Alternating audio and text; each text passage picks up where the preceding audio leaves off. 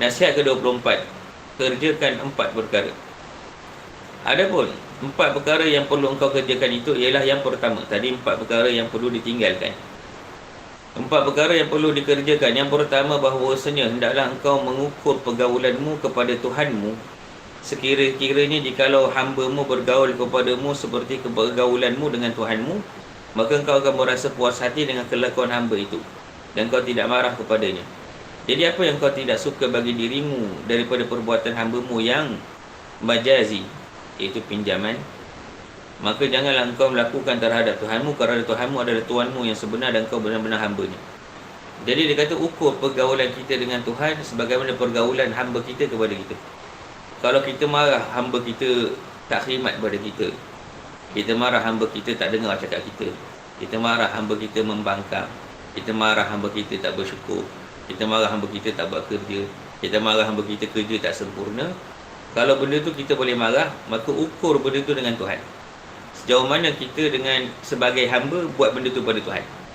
Perintah kita laksanakan atau tidak. Larangan kita tinggalkan ataupun tidak. Dalam melaksanakan ketaatan kita berikan dengan sempurna ataupun tidak. Ataupun kita banyak alasan tak nak buat tu, tak nak buat ibadat ni dengan berbagai-bagai sebab. Jadi kalau kita tak suka diberikan sebab dan alasan oleh hamba kita, maka sepatutnya kita tak boleh beri alasan kepada Tuhan dalam beribadat. Jadi sebagaimana kita tak suka dengan perkara yang tidak sempurna daripada hamba, kita sepatutnya merasa perkara yang sama kepada Tuhan yang tak suka kepada ketidaksempurnaan ibadah kita. Sedangkan hamba kita yang kita marah tu hamba majazi. Kalau tengok kat bawah tu, hamba yang dipakaikan dalam bahasa saja. Jadi hamba tu bukan hamba betul kita pun. Itu sekadar dalam istilah dia tu hamba. Kalau ikutkan dia sama dia dengan kita, sama-sama makhluk Allah, bukan kita ciptakan dia. Sedangkan kita dengan Allah, kita sebenar-benar hamba. Betul-betul diciptakan oleh Allah, betul-betul dihidupkan, dimatikan oleh Allah. Maka Allah lebih berhak untuk menerima kesempurnaan ketaatan kita kepadanya. Namun kita tak melakukan kesempurnaan ketaatan dan kita tak pernah marah diri kita dan tak pernah ukur perkara tersebut. Tiba-tiba bila mana berkaitan dengan hamba ataupun orang bawahan, kita marah. Bila mana tak mendapatkan kesempurnaan dalam khidmat, dalam ibadat, dalam mendengar arahan, dalam meninggalkan larangan. Maka kerana itu perkara yang hendaklah kau kerjakan adalah sentiasa mengukur pergaulan dengan Tuhan. Jadi kalau kita rasa dengan Tuhan kita lebih kurang, jadi jangan marah lebih kurang yang kita terima daripada hamba. Tak adalah istilah merajuk dengan Tuhan. Saya merajuk dengan Allah sebab doa saya 1 tahun tak dikabulkan. La ilaha illallah. Merajuk dia pula dengan Tuhan. Jadi sedangkan apa yang Tuhan beri dah apa yang Tuhan suruh dah buat semua ke? Yang dilarang dah tinggalkan semua ke? Dan apa yang Tuhan berikan tak cukup banyak ke? Tiba-tiba nak merajuk. Jadi kerana itu istilah merajuk dengan Tuhan ni satu istilah yang biadab, yang boleh menggugurkan syahadah. Kerana tak sedar di makam kehambaan yang kita bercakap. Begitu.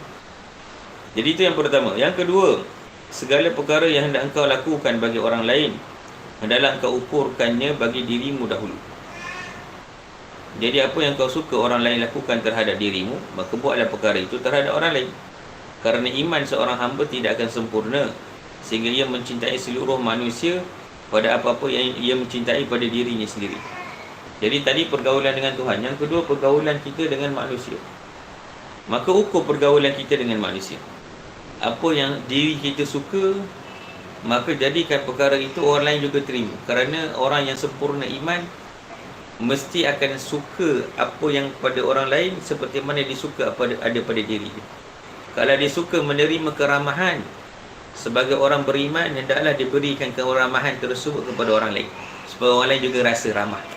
Sebagaimana dia suka menerima pertolongan, maka hendaklah dia suka untuk orang lain mendapatkan pertolongan. Itu tanda iman sempurna. Sebagaimana dia suka untuk menerima anugerah, maka hendaklah dia menjadikan orang lain juga menerima anugerah. Sebagaimana dia rasa dia suka dihargai, hendaklah dijadikan orang lain menerima penghargaan. Tanda iman yang sempurna. Kata Rasulullah, tidak sempurna iman seseorang sehingga dia mencintai pada orang lain apa dicintai pada diri dia. Berarti apa yang ada pada diri, kalau boleh dia nak benda tu ada pada orang lain. Dan kalau benda tu ada pada orang lain dan dia gembira untuk dapat, dia akan gembira dengan orang lain dapat. Itu iman sempurna. Kerana iman yang bermasalah, dia akan sakit hati bila mana orang lain dapat, dia tak dapat. Ataupun dia bila mana dapat sesuatu, dia rasa benda tu layak untuk dia, tak layak untuk orang lain. Orang lain tak perlu dapat. Ini memang layak untuk diri aku je. Aku je yang hebat. Aku yang layak terima benda ni, awak tak layak. Iman masalah. Ataupun bila mana ada orang terima sesuatu yang dia tak dapat, dia rasa orang tu tak layak menerima, dia yang layak. Sebab aku lebih hebat sepatutnya, kenapa dia dapat, aku tak dapat. Ini semua masalah hati. Jadi hati yang bersih, qalbun salim tu apa? Qalbun salim, hati yang bersih, yang disebut dalam Quran apa? Yauma la yanfa'u malun wala banun illa man atallaha qalbin salim. Hari yang tiada manfaat harta ataupun anak-anak. Yang mana hari itu hanya bermanfaat pada orang-orang yang Allah Ta'ala beri hati yang selamat. Maka hati yang selamat, iman yang sempurna itu gembira dengan kegembiraan orang lain dan berkongsi kegembiraan diri dengan orang lain. Gembira dengan nikmat yang orang lain dapat dan berkongsi nikmat yang didapat dengan orang lain. Baru jadi iman yang sempurna. Maka kerana itu ukur benda tu. Bila mana kita suka sesuatu perkara, maka sukailah perkara tersebut bila mana dapat pada orang lain, dan lakukan perkara itu pada orang lain. Bila mana tak suka pun sama juga. Kita tak suka disindir, maka jangan pernah sindir sesiapa. Tak suka kena ejek, maka jangan pernah ejek sesiapa. Tak pernah direndahkan, maka jangan pernah rendahkan sesiapa. Apa sahaja yang kita tak suka, jangan benda itu sampai pada orang lain. Tak suka difitnah, jangan pernah fitnah sesiapa. Tak suka orang cerita pasal kita, jangan pernah cerita pasal sesiapa. Kalau ada aib yang tersebar, kita tak suka aib kita tersebar, maka jangan pernah sebarkan aib sesiapa. Kalau ada aib sesiapa sampai pada kita, biar benda itu berhenti kat kita. Walaupun benda itu akan tersebar pada orang lain, bukan daripada kita. Katalah ada satu aib sampai ke diri kita, maka jadikan benda itu stop kat diri kita. Bila cerita fitnah sampai pada diri kita, biarkan benda itu stop pada diri kita. Bila ada kata-kata korang elok sampai pada diri kita, biar benda itu stop pada diri kita. Jangan kita jadi sambung. Sebab kita tak akan suka kalau orang yang tersebar aib itu diri kita. Dan kita tak suka benda itu akan sampai pada orang. Kita suka kalau benda itu tertutup. Kita suka kalau benda itu tak tersebar.